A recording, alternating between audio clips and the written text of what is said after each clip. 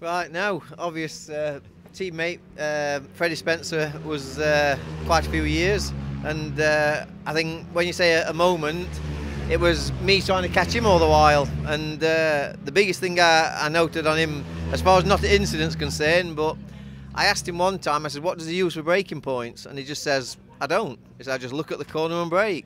And that was like, wow, okay. And as far as that incident concerned, at the time I didn't believe him. I just thought, oh, he's codding me on, he's a teammate, you know, he didn't want to tell me. And then he went to Haslam, and I think it was about third lap from seeing the place, he broke the lap record. I thought, he can't have it breaking points like that, not to learn it that quick. And as far as Roger's concerned, the biggest one I know on that was the Isle of Man. And I think he was riding the Suzuki, and I seen him come in absolutely white, and his mudguard had gone under the wheel, and he'd nearly lost it at 160 or 70 mile an hour. And it was like, wow, I've never seen anybody go white so fast. Well, one of the things that I've always respected Ron about was his attention to things.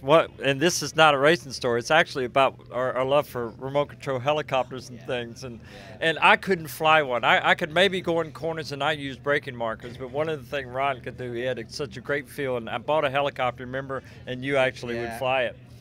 But the other thing is people talked about how difficult the three-cylinder was to ride, and it was, but Ron could ride it too, and that takes, I always felt a certain feel, you know, to be able to ride that bike, and one of my favorite ones was at the French Grand Prix in '83, and you were on the podium with me. It was me and you, and all three of the Hondas were on there, and that was really a great moment for all of us. And so I always appreciated many things about Ron and just the type person he was, and so we got to share a lot of cool things.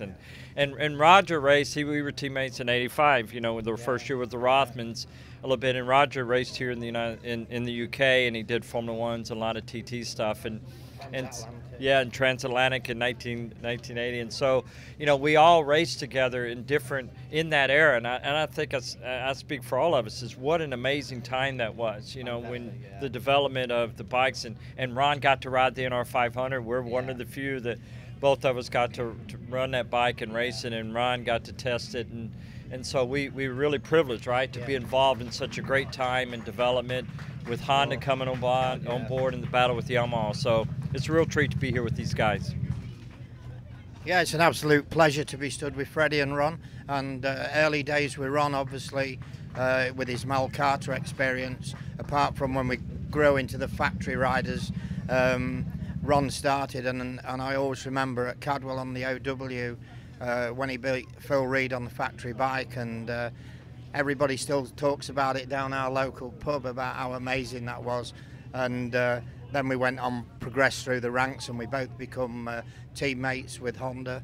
And obviously I grew with Freddie in the Rothmans Honda team.